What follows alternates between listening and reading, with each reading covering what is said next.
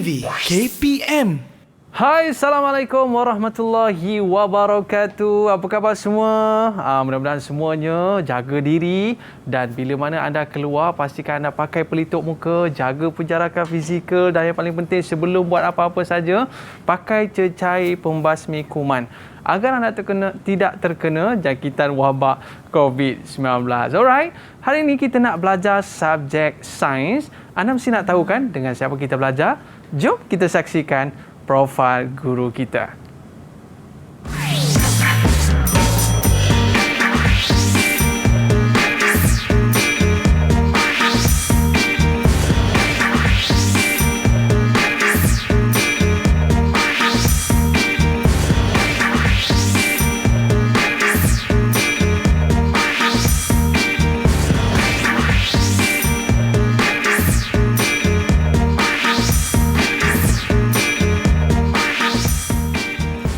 Di studio kita ada Cikgu Rosam.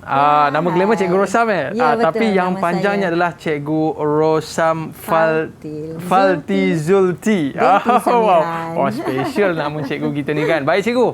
Alright, hari ini kita nak belajar topik sains. Yang mana sains ni menjadi kegemaran untuk semua pelajar-pelajar di sekolah cikgu. InsyaAllah. Alright, sebelum kita mula cikgu, jom kita buat SOP terlebih dahulu. Okey, boleh. Silakan cikgu.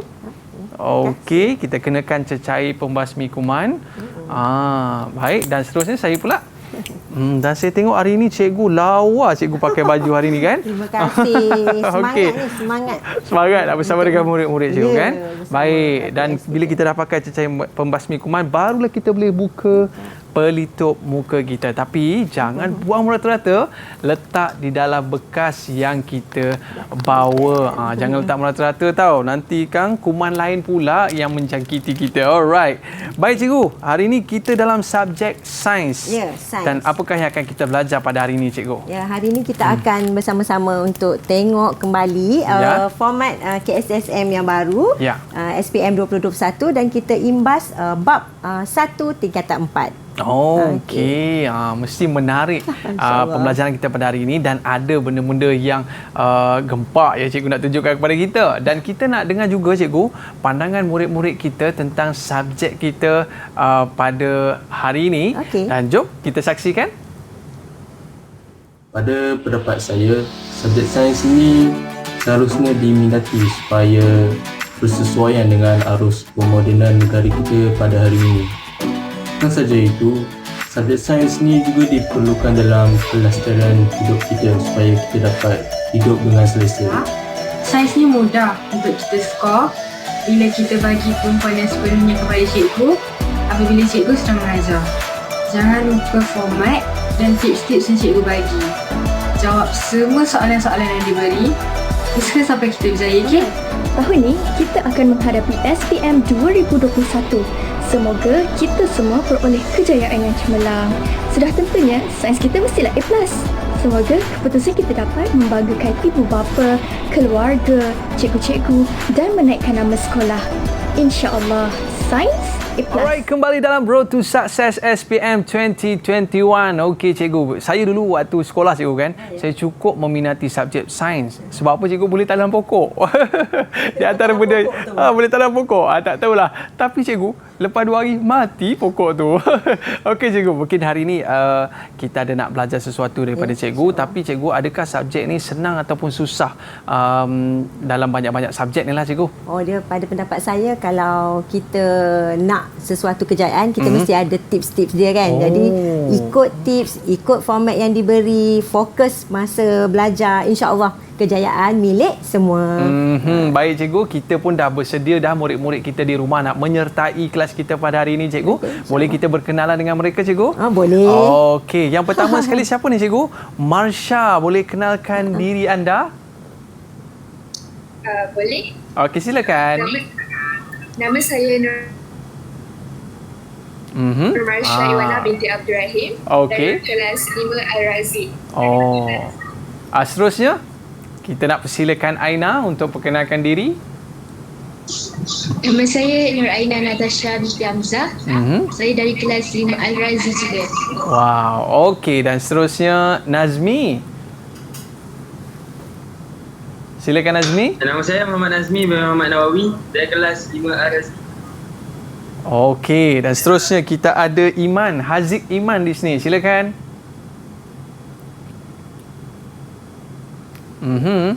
Kenalkan diri anda. Nama saya Haziq Iman bin Hafiz. Boleh panggil Haziq. Okey, seterusnya kita ada Hanan. Silakan. Nama saya Kisti Hanan. Boleh panggil Kisti. Kisti. Alright, dan seterusnya Muhammad Lokman. Dia paling segak hari ni ya. Silakan. Nama saya Luqman Al-Hakim bin Muhammad Jamal daripada kelas 5 Ar-Razi. Masya Allah. Terima kasih semua murid-murid menyertai kelas kita pada hari ini. Anda semua dah bersedia ke? Untuk sama-sama kita belajar subjek sains pada hari ini? Kalau bersedia boleh tunjuk good sikit. Okey? Okey cikgu, sebelum kita nak mulakan kelas cikgu, apa kata kita berehat seketika? Okey, kita kembali selepas ini dalam Road to Success SPM 2021. Kembali selepas ini. Didik TV KPM. Road to Success SPM 2021. Hari ini kita bersama dengan Cikgu Rosam dalam subjek kita pada hari ini Sains SPM 2021.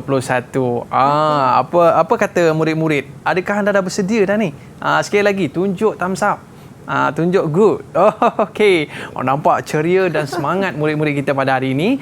Okey cikgu, dipersilakan untuk mulakan kelas kita. Terima kasih. Saya mulakan kelas kita pada hari ini. Hari ini saya nak menerangkan tentang format pentaksiran mulai tahun 2021 untuk Sains Kod 1511 berdasarkan KSSM, iaitu Kurikulum Standard Sekolah Menengah. Apa itu matlamat KSSM? KSSM sains bermatlamat untuk hasilkan murid berliterasi sains dengan memberi pengalaman pembelajaran dalam proses memahami konsep sains, membangunkan kemahiran, menggunakan pelbagai strategi dan mengaplikasikan pengetahuan sains berlandaskan sikap saintifik dan nilai murni serta memahami kesan perkembangan sains dan teknologi dalam masyarakat. Okey, di samping itu, murid boleh berkomunikasi dan membuat keputusan berdasarkan bukti saintifik serta menyediakan mereka untuk meneruskan pendidikan lanjutan dan kerjaya dalam bidang STEM. Apa itu STEM? Sains, teknologi, engineering dan maths. Okey. Dan seterusnya kita nak tengok apa elemen, aspek yang ditaksir dalam Sains SPM KSSM. Ada 9 elemen. Okey, kita ada kemahiran proses sains, kemahiran manipulatif, sikap saintifik dan nilai murni, mengingat, memahami, mengaplikasi, menganalisis, menilai dan juga mencipta. Ini adalah elemen yang akan ditaksir. Dan format peperiksaan SPM ada 2, iaitu kertas 1 objektif, kertas 2 subjektif, dan mesti merangkumi silibus berdasarkan sains tingkatan 4 dan sains tingkatan 5. Okey, kita tengok apa itu format instrumen peperiksaan SPM untuk sains. Kita ada kertas 1, kita ada kertas 2, dan kedua-dua kertas merupakan ujian bertulis. Dan untuk kertas 1 kita ada soalan objektif aneka pilihan. Manakala kertas 2 subjektif berstruktur, subjektif respon terhad dan subjektif respon terbuka. Dan untuk bilangan soalan, kertas 1 kita ada 40 soalan yang membawa kepada 40 markah dan semua jawapan mesti dipilih untuk 40 soalan tersebut. Dan kertas 2 kita ada bahagian A, bahagian B, bahagian C, dan bahagian A membawa markah 20 markah, 4 item. Mesti jawab semua soalan. Bahagian B 38 markah, 6 item, jawab semua soalan juga. Dan bahagian C kita ada 22 markah, 1 item 10 markah dan ada 2 item untuk 12 markah setiap satu. Cuma pilih satu soalan untuk antara 2 item tersebut. Dan jumlah markah membawa kertas 1 40 markah, kertas 2 80 markah, dan tempoh ujian untuk kertas 1 tadi 1 jam 15 minit dan kertas 2 2 jam 30 minit. Okey, kita tengok apa yang perlu dipelajari untuk sains tingkatan 4 ni. Ya. Kita ada 12 bab. Okey, untuk tema 1 kaedah saintifik, kita ada bab 1, Ya. langkah keselamatan di dalam makmal. Bab yang kedua, bantuan kecemasan. Bab yang ketiga, teknik mengukur parameter kesihatan badan. Dan kita ada tema yang kedua pula, iaitu penyelenggaraan dan kesinambungan hidup. Untuk tema kedua ni, kita mulakan dengan bab 4, iaitu teknologi hijau dalam kelestarian alam. Kita ada bab yang kelima, iaitu genetik, dan bab 6, sokongan, pergerakan dan pertumbuhan. Bab 7, koordinasi badan. Okey, dan kita ada tema yang ketiga. Tema ketiga, penerokaan unsur dalam alam. Dan bab untuk tema ketiga ni kita ada bab 8, iaitu unsur dan bahan. Bab 9, kimia industri. Bab 10, kimia dalam perubatan dan kesihatan. Okey, kita ada bab yang ke-11, daya dan gerakan untuk tema 4, tenaga dan kelestarian hidup. Dan kita ada bab yang terakhir, bab ke-12, tenaga nuklear. Ya. Okey, ini adalah bab yang ada dalam sains tingkatan 4. Okey, kita tengok apa yang perlu diketahui, dipelajari oleh murid untuk sains tingkatan 5. Kita ada 9 bab. Okey, tema 1, penyelenggaraan dan kesinambungan hidup. Kita ada bab 1, mikroorganisma. Bab 2, nutrisi dan teknologi makanan. Bab 3, kelestarian alam sekitar. Dan tema 2 pula, kita ada penerokaan unsur dalam alam. Bab 4 yang kita akan pelajari iaitu kadar tindak balas. Bab 5, sebatian karbon. Bab 6, elektrokimia. Dan kita ada tema yang ketiga iaitu tenaga dan kelestarian hidup. Untuk tema ketiga ni kita perlu pelajari bab 7 iaitu cahaya dan optik. Dan bab 8, daya dan tekanan. Tema yang terakhir untuk tingkatan 5, tema 4, penerokaan bumi dan angkasa lepas. Kita akan mempelajari bab 9, teknologi angkasa lepas. Maknanya semua topik, semua bab dalam tingkatan 4, dalam tingkatan 5 yang dirangkumi dalam buku teks tu, kita perlu tahu, kita perlu faham untuk kita skor A+ dalam sains SPM 2021. Betul cikgu. Saya paling suka sains ni sebab apa, kita ada dengan kita buat uji kaji dan sebagainya. Yang paling best sekali cikgu dalam bab daya dan gerakan. Sebab apa cikgu? Sebab ada lumba kereta. Tolak troli. Tolak troli kan. Semua tu, ya. Itu menariknya subjek sains kita pada hari ini cikgu. Okey, dan kita ini untuk bab 1. Kita ada tema 1 untuk kaedah saintifik yang perlu kita tengok dalam bab hari ini. Ya. Bab 1, langkah keselamatan di dalam makmal. Kita akan ada standard kandungan. 1.1, peralatan perlindungan diri. 1.2, pembuangan bahan sisa. 1.3, pemadam kebakaran. Dan untuk standard kandungan ni, kita perlu tahu apa yang kita pelajari. Standard pembelajaran untuk 1.1 tu, kita perlu dapat, murid akan dapat menjelaskan dengan contoh peralatan perlindungan diri serta fungsinya. Dan untuk subtopik 1.2, pembuangan bahan sisa, murid boleh menjelaskan dengan contoh bahan yang boleh dibuang ke dalam sinki, mencirikan bahan yang tidak boleh dibuang ke dalam sinki, mengurus bahan sisa biologi dan berkomunikasi mengenai langkah mengurus kemalangan dalam makmal. Dan untuk 1.3, pemadam kebakaran.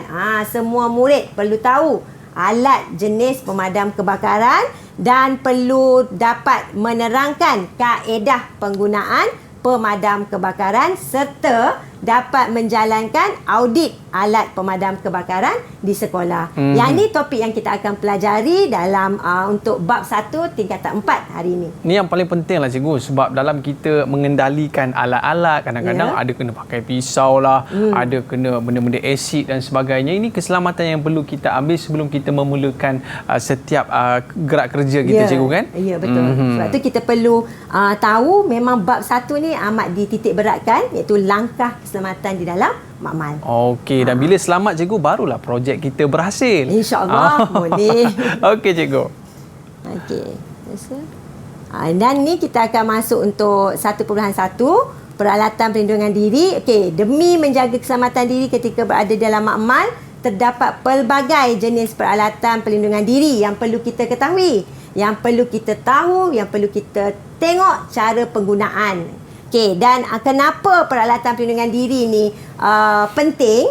Okey, peralatan perlindungan diri ialah kelengkapan yang diperlukan untuk memberikan perlindungan kepada pemakainya daripada bahaya. Okey, jom kita tengok apa itu contoh peralatan perlindungan diri dan juga fungsinya.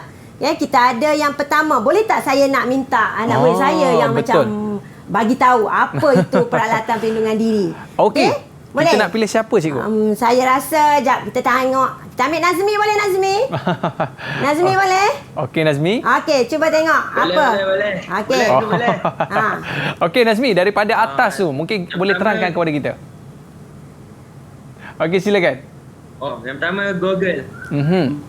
Lindungi mata daripada terkena bahan kimia berbahaya seperti asid, bromin, amonia dan logam reaktif. Ya, itu yang pertama iaitu goggle. Okey, kita tengok yang kedua. Seterusnya peralatan yang kedua. Siapa yang boleh? Topeng muka. Saya.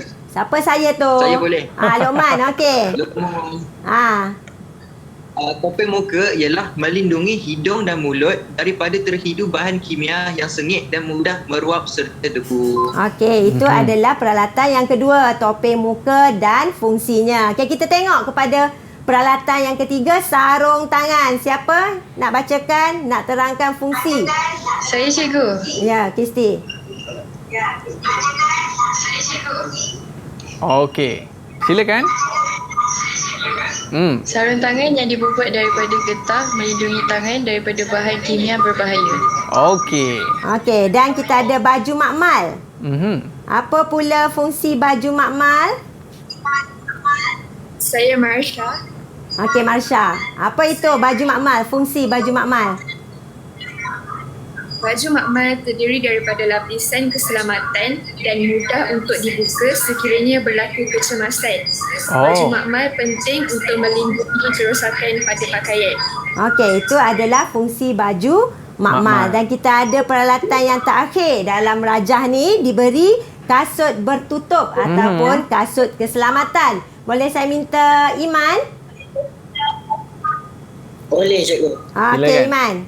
Kasut bertutup atau kasut keselamatan ialah kasut yang bertutup perlu dipakai ketika berada di dalam mal.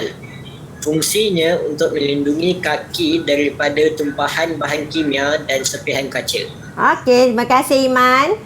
Dan saya harap murid-murid di rumah juga dapat memastikan peralatan perlindungan diri disenaraikan berserta dengan fungsinya. Okey, dan baik, saya ada soalan cikgu. Ya, boleh. Kalaulah peralatan tersebut digantikan dengan barang-barang yang lain. Sebagai contoh, macam Google tu cikgu kan.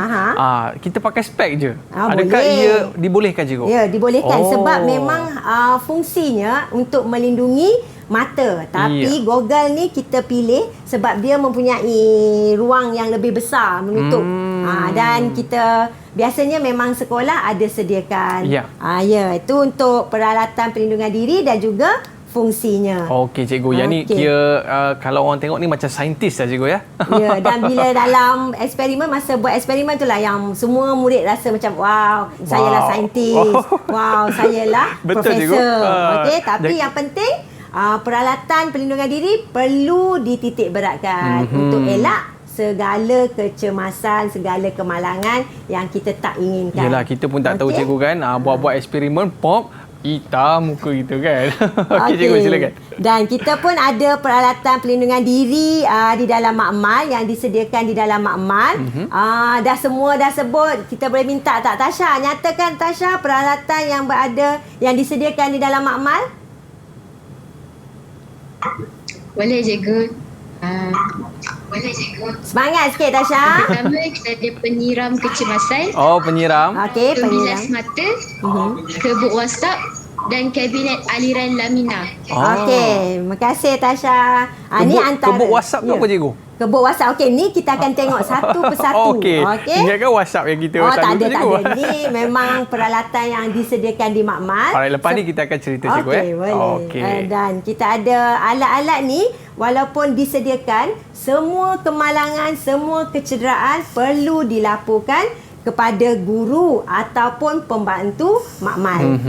Dan kita tengok ada beberapa peralatan yang disebut tadi. Kita ada kabinet aliran lamina digunakan untuk mengelakkan kontaminasi semasa aktiviti berkaitan dengan mikrobiologi dijalankan. Okay, kita ada penyiram kecemasan, bukan untuk mandi ya. Ni digunakan untuk bersihkan dan membilas bahagian badan atau pakaian yang terkena dengan bahan kimia dalam kadar yang segera. Okey. Okey, dan ini tadi yang ditanya. Okey, kebuk WhatsApp. Apa fungsi kebuk WhatsApp? Digunakan untuk menjalankan eksperimen yang menggunakan bahan yang mudah meruap, mudah terbakar, beracun, mengakis dan juga berbau. Dan kita ada peralatan pembilas mata. Apa fungsinya? Digunakan untuk membilas, mencuci mata yang terkena bahan kimia dengan segera. Okey, itu adalah alat-alat peralatan yang disediakan di makmal. Okey, dan maknanya kita cikgu kelengkapan dalam makmal ni memang dah lengkap lah. Dan juga yang seterusnya kita nak menceritakan tentang pembuangan bahan sisa. Tapi kita berehat seketika boleh cikgu? Boleh. Okey, jangan ke mana-mana murid-murid. Banyak lagi cikgu Rosam nak menceritakan kepada kita. Kita kembali selepas ini. Road to Success SPM 2021. Kembali selepas ini. Didik TV KPM. Alright, kembali dalam Road to Success SPM 2021. Kita bersama dengan Cikgu Rosam. Hari ini kita belajar subjek sains dan tadi kita dah bicarakan bagaimana kita perlu menjaga keselamatan kita ketika kita membuat eksperimen di makmal, cikgu ya. Sebab penting. Sebab apa kita nak buat satu perkara tu kita kena standby dengan pakaiannya, dengan spek dan sebagainya supaya kita tidak cedera dalam makmal. Dan seterusnya bila dah buat eksperimen tu cikgu, barang-barang eksperimen tu kita nak buang tu macam mana agak-agaknya cikgu? Okey. Terima kasih. Kita sambung dengan subtopik yang seterusnya iaitu pembuangan bahan sisa. Bahan yang boleh dibuang ke dalam sinki dengan bahan yang tidak boleh dibuang ke dalam sinki. Okey, setelah selesai menjalankan eksperimen, di manakah anda perlu membuang sisa eksperimen tersebut? Adakah semua bahan sisa boleh dibuang ke dalam sinki? Boleh dibuang semua dalam sinki? Tidak. Tak boleh. Betul. Bagus.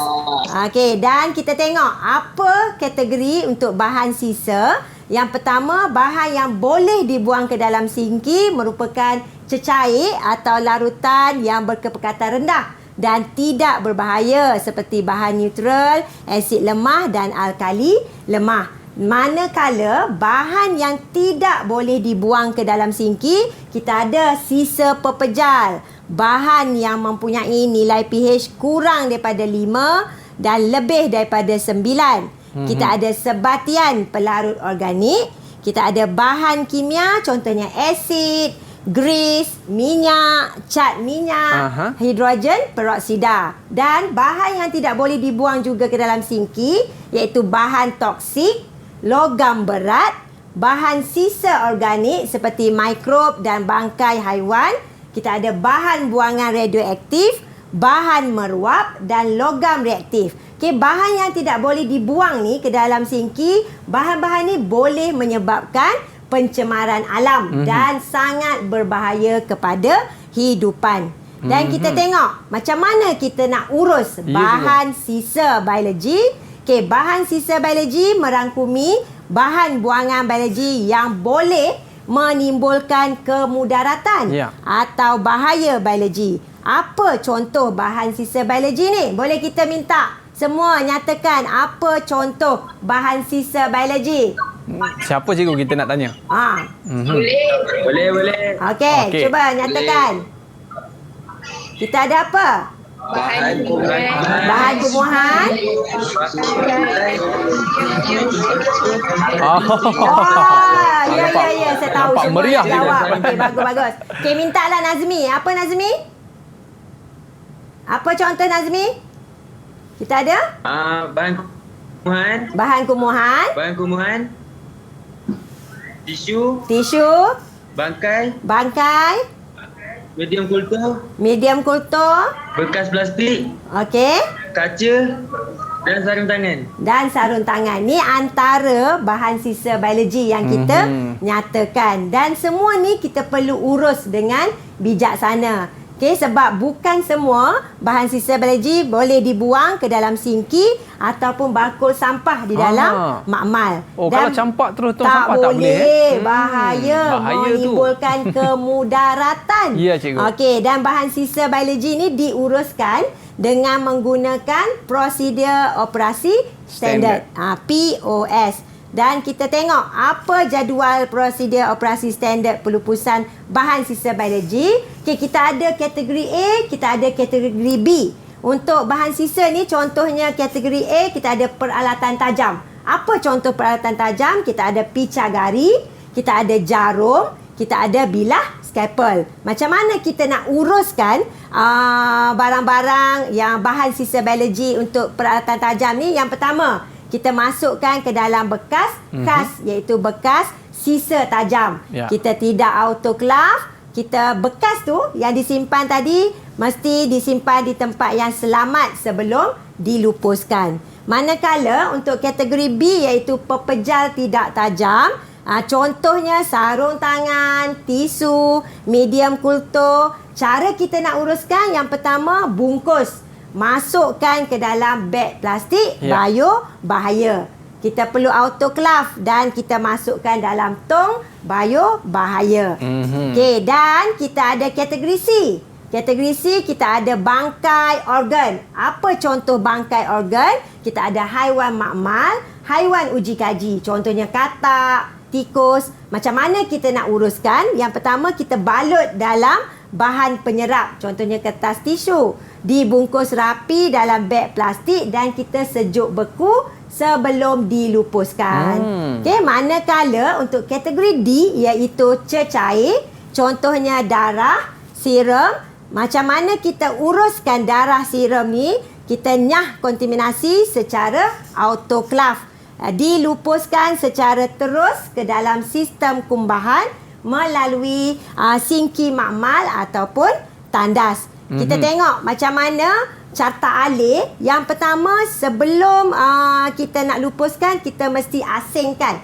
Okay, lakukan pengasingan sisa di puncanya dengan betul. Maknanya kita kenal pasti bahan sisa tu jenis kategori yang mana. A atau B atau C ataupun D.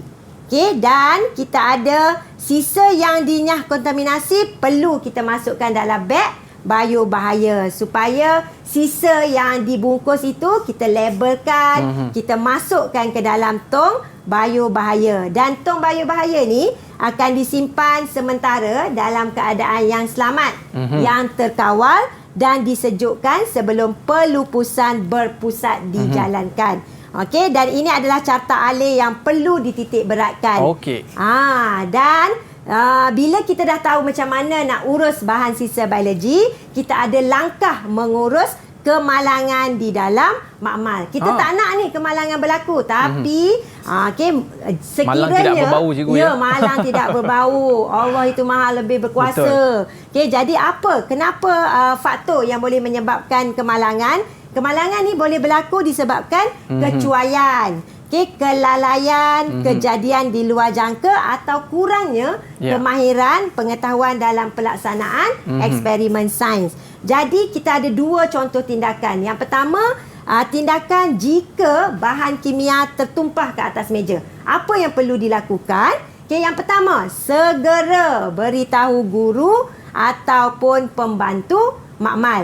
Okey, yang kedua, jadikan kawasan tumpahan tersebut sebagai kawasan larangan.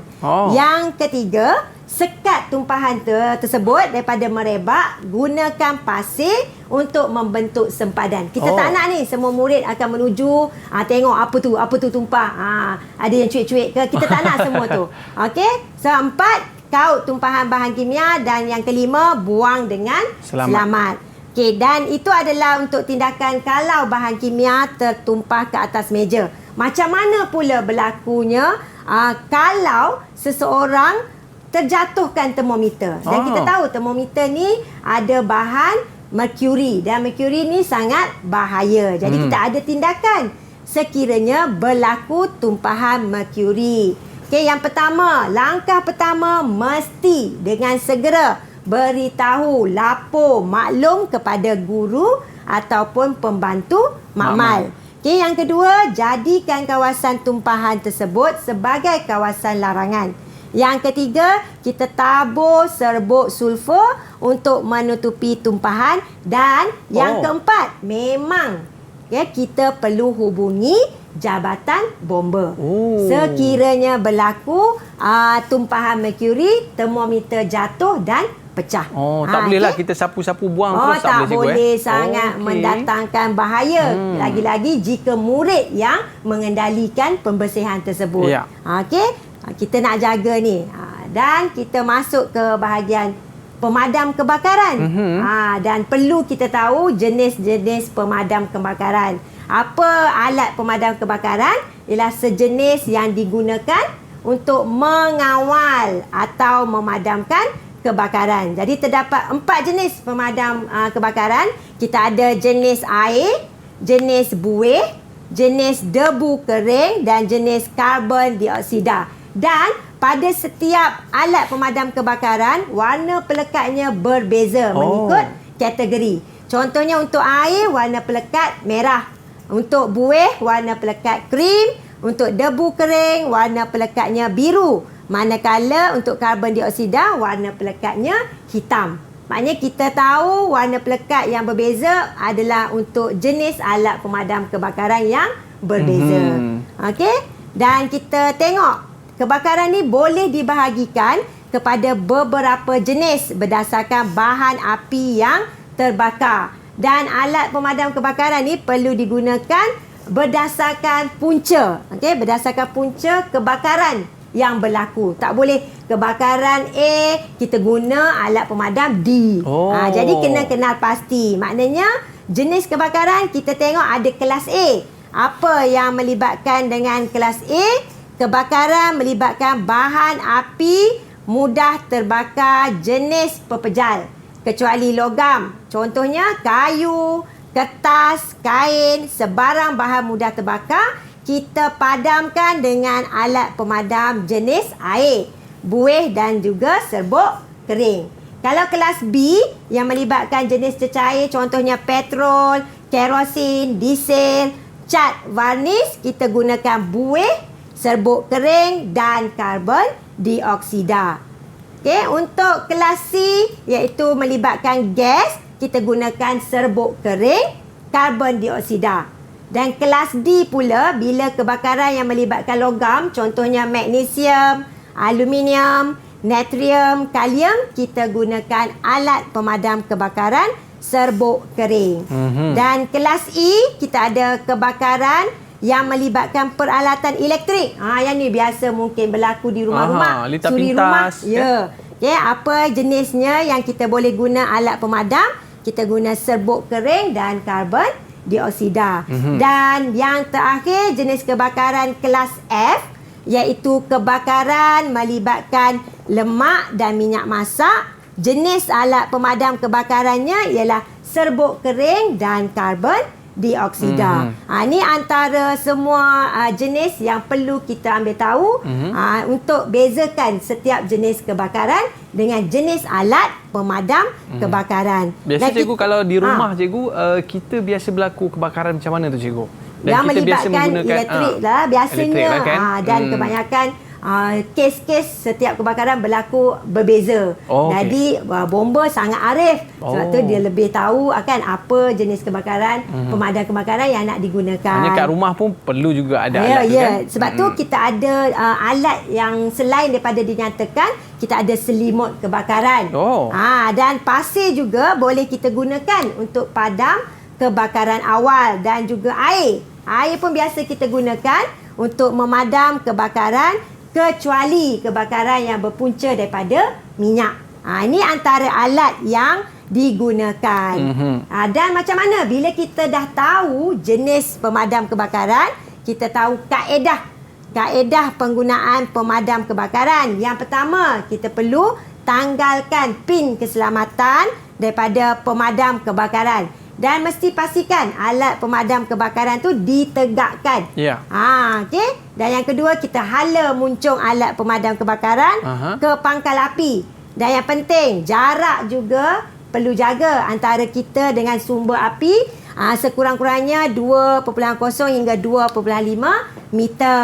Dan tekan pemicit atas alat pemadam. Ratakan semburan ke seluruh sumber api dengan menggerakkan muncungnya dari sisi ke sisi. Maknanya dari sisi ke sisi, kanan ke kiri. Okey, itu adalah kaedah penggunaan pemadam kebakaran. Dan baik.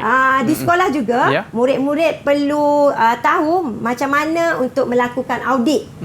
Okey, melakukan audit alat pemadam kebakaran di sekolah. Maknanya murid-murid perlu tengok alat pemadam yang ada di sekolah, tarikh luputnya. Okey, yang kedua, bilangan pemadam kebakaran mengikut jenis yang ada di sekolah. Yang ketiga, jenis pemadam kebakaran itu sendiri, sama ada air, karbon dioksida, dan juga yang keempat, murid perlu tahu lokasi alat pemadam kebakaran dalam pelan laluan kecemasan sekolah. Baik, cikgu. Kita nak tanya Luqman, boleh cikgu? Boleh, Luqman. Kalaulah na'uzubillah lah cikgu kan, berlaku kebakaran di makmal ni, Luqman, agak-agak first sekali, apalah yang Luqman nak buat agak-agaknya? Cikgu dah ajar dah tu. Sempat tak agak-agaknya? Ya? Apa? Pertama sekali yang saya lakukan ketika kebakaran di sekolah kan. Kita utamakan untuk cari jalan keluar. Oh, cari jalan keluar. Okey. Cari jalan keluar dulu. Sementara tu kita akan beritahu kepada guru, kita laporkan kepada guru kebakaran yang berlaku. Kemudian kita terus bergegas keluar ikut jalan petunjuk arah keluar. Pelan. Sebab Tapi, tu penting tu penting, di sekolah kita ada latihan kebakaran. Maknanya murid-murid perlu tahu pergerakan bergerak ke padang. Maknanya cari kawasan yang luas. Tapi Luqman ni dia hero cikgu. Dia nak selamatkan semua orang keluar cikgu. Tapi jangan sampai tak sempat nak selamatkan diri lah. Baik cikgu, kita rehat seketika. Jangan ke mana-mana. Kembali selepas ini. Road to Success SPM 2021. Didik TV KPM. Alright, kembali dalam Road to Success SPM 2021. Hari ini kita belajar subjek sains. Dan tadi cikgu kita dah cerita dah kalau kebakaran ni apa jadi kan. Luqman dia nak jadi Superman lah cikgu ya. Dia nak selamatkan kawan-kawan dia. Tapi dalam masa yang sama cikgu, kita kena mengetahui janganlah kita buat tugas bomba pula. Kita pula nak jadi bomba kat situ. Jadi bila kita nampak je seperti mana alat yang cikgu tunjukkan sebentar tadi, nampak ada dekat tepi kita, terus kita lakukan padam api tersebut sementara api belum besar. Tapi kalau api dah besar cikgu, lagi keluar je lah cikgu Jangan pandai-pandai bermain dengan api. Baik cikgu. Jadi saya rasa murid-murid kita pun dah faham apa yang cikgu ajar. Apa kata cikgu, kita test mereka. Agak-agak mereka boleh jawab ke tidak ni? Silakan. Boleh ke tidak? Boleh ke tidak? Okey, kita teruskan dengan praktis sumatif. Bila kita dah belajar bab 1 tadi, untuk tingkatan 4, kita aplikasikan terus dengan soalan format SPM. KSSM 2021. Okey, dan contohnya lah soalan yang pertama, berikan 3 contoh peralatan perlindungan diri yang ada di dalam makmal sekolah. Okey, dinyatakan 3 contoh peralatan, maknanya kita perlu beri 3 contoh. Okey, saya nak minta siapa yang kat sini untuk soalan pertama? Siapa nak cuba sila angkat tangan? Jawab? Saya. Natasha, okey. Okey, sebut Natasha. Yang pertama kita ada goggle, Okey, topeng goggle. muka dan baju makmal. Okey, goggle, topeng muka dan baju makmal. Ya, betul. Betul, cikgu. Maknanya beri 3 Tahniah, contoh, bagi 3. Okey, tahniah Tasha. Yang kedua, ada soalan situasi. Kenal pasti peralatan keselamatan yang perlu digunakan pada situasi berikut. Sebab kita ada hero tadi kan. Hero lah jawab, Lokman. Hero jawab. Untuk situasi yang pertama, Okey. mata Zaki terkena percikan metanol semasa mengendalikan bahan tersebut. Ya. Jadi, peralatan keselamatan yang sesuai ialah pembilas mata. Pembilas mata. okey. Okey, maknanya terkena percikan metanol. Okey, situasi yang Betul. kedua pula. Lokman, sambung. Situasi yang kedua ialah Alia mahu mencampurkan hidroklorik dengan bromin semasa melakukan eksperimen. Peralatan keselamatan yang sesuai ialah kebok wasap. Kebok wasap. Okey, betul. okey. Sebab kata kuncinya mencampurkan asid hidroklorik dengan bromin. Tu kebok wasap. Okey, bagus. Tahniah. Bagus Kita jawapannya, teruskan dengan contoh soalan kertas 1 SPM. Kertas pilihan objektif nombor 1. Antara bahan berikut yang manakah perlu dikendalikan di dalam kebok wasap? Okey, siapa nak jawab? Nazmi, macam mengantuk je. Nombor 1 Nazmi. Saya ke? Saya. Saya nak ke? Silakan. Okey, baca pilihan jawapan dulu. Saya pilih jawapan dia D. D. Asid hidroklorik pekat. Asid hidroklorik pekat. Okey, diberi pilihan etanol, isolin, larutan amonia. D, asid hidroklorik pekat. Okey, bagus. Betul. Kebok wasap, asid hidroklorik Okey, tahniah. pekat. Okey, tahniah Nazmi. Nombor 2. Soalan nombor 2. Kisti ke Marsha? Saya Marsha. Okey. Nombor 2 apa? Soalan nombor 2, apakah jenis pemadam kebakaran yang boleh memadamkan kebakaran melibatkan peralatan trade? Pilihan jawapan A. Air, Okey. B. Buih dan air, C. Serbuk kering dan buih, D. Karbon dioksida dan serbuk kering. Jawapan dia D.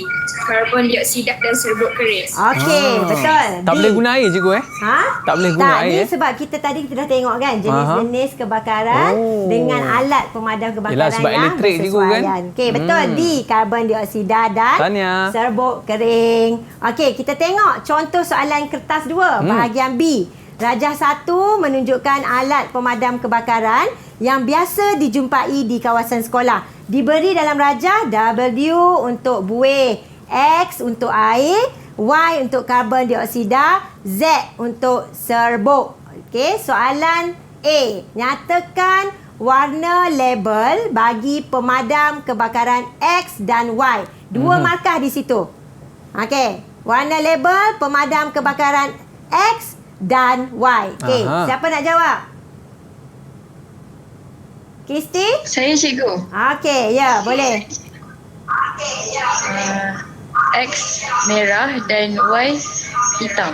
Okey, X merah labelnya sebab untuk air. Y karbon dioksida untuk hitam. Okey, bagus. Betul, 2 markah. Dan B, berdasarkan rajah tadi, nyatakan satu pemadam api yang boleh memadamkan kebakaran yang melibatkan minyak masak. Okey, untuk B tu 1 markah. Satu pemadam api yang boleh memadamkan kebakaran melibatkan minyak masak. Saya minta Iman lah, Iman. Boleh cikgu. Jawapan dia Y dan Z. Y dan Z. Sebab dia minta satu, Ha? saya pilih Y. Okey, betul. Untuk soalan yang macam ni, berdasarkan rajah nyatakan satu pemadam api. Hanya satu saja. Jadi pilih satu jawapan saja. Y ataupun Z. Okey, dan C. Untuk menggunakan alat pemadam kebakaran, pin keselamatan perlulah ditarik terlebih dahulu. Labelkan dengan huruf P pada pin keselamatan dalam mana-mana rajah di atas. Untuk 1 markah, okey, saya dah bagi contoh label. Maknanya pilih mana-mana rajah untuk labelkan pin keselamatan sebagai P. Okey, dan Untuk D, senaraikan dua perkara yang perlu diberi perhatian semasa menjalankan audit alat pemadam kebakaran di sekolah. 2 markah. Okey, 2 perkara untuk 2 markah. Siapa nak cuba jawab untuk D? Okey, silakan. Saya. Nazmi lagi. Okey. Bagus Nazmi ni. Nazmi? Okay. Dua perkara yang perlu diberi perhatian semasa menjalankan audit alat pemadam kebakaran di sekolah ialah tarikh luput dan jenis pemadam kebakaran. Ya, betul. Okey, 2 perkara. Antara jawapan boleh diberi tarikh luput dan yang kedua jenis pemadam kebakaran. Ya, betul. 2 markah. Semua markah penuh ni. A+ dalam tangan. A+ ni. InsyaAllah. Okey, dan kita gerak ke bahagian C untuk kertas 2. Ni contoh soalan untuk bahagian C. Pertama, pelupusan sisa biologi di makmal perlu dilakukan berdasarkan prosedur operasi standard POS untuk mengelakkan kemudaratan kepada persekitaran dan manusia. A. Apakah yang dimaksudkan dengan bahan sisa biologi? 2 markah. Saya nak jawab. Okey. Ya, Lokman. Okey. Apa jawapannya, Lokman? Okey. Apakah sisa dimaksudkan dengan bahan sisa biologi? Jawapan dia adalah bahan sisa biologi ialah bahan buangan biologi yang boleh menimbulkan kemudaratan atau bahaya biologi seperti picagari, medium kotor, bangkai haiwan, darah, tisu, bekas plastik, kaca, sarung tangan dan bahan kumuhan. Amboi, lengkap. Betul. 2 markah. Tepat. Tahniah, Lokman. Tu yang dimaksudkan dengan bahan sisa biologi. Tengok pada bahagian markah. 2 markah. Seterusnya, kita ada soalan B. Rajah 1 menunjukkan 4 kategori bahan sisa. Ada kategori A, kategori B, kategori C, kategori D. Dan diberi A, peralatan tajam. Kategori B, peralatan tidak tajam. Kategori C, bangkai organ. Kategori D, cecair. Dan soalan minta terangkan kaedah pelupusan bagi bahan sisa kategori A dan D. 4 markah. Maknanya jangan ambil kisah untuk terangkan kategori B dan C sebab soalan hanya minta kategori A dan D. Dan 4 markah untuk 2 kategori. Maknanya 1 kategori 2 markah. Okey, kita tengok macam mana kaedah pelupusan untuk kategori A, peralatan tajam. Siapa nak jawab? Kategori A, peralatan tajam. Ya, saya. Tasha. Okey, mula-mula kita kena masukkan ke dalam bekas khas, iaitu bekas sisa tajam. Okey. Yang tidak diautoklav. Seterusnya bekas itu disimpan di tempat yang selamat sebelum dilupuskan. Okey, bagi saya satu contoh. Apa peralatan tajam tu? Tasha, apa? Okey. Ada kawan-kawan kita nak bantu? Satu Kaca. contoh. Kaca. Okey. Peralatan tajam. Picagari pun boleh kan? Okey. So, untuk kategori D, cecair. Okey, kategori D, cecair. 2 markah. Saya cikgu. Okey. Macam mana? Pertama, kontaminasi secara autoklav.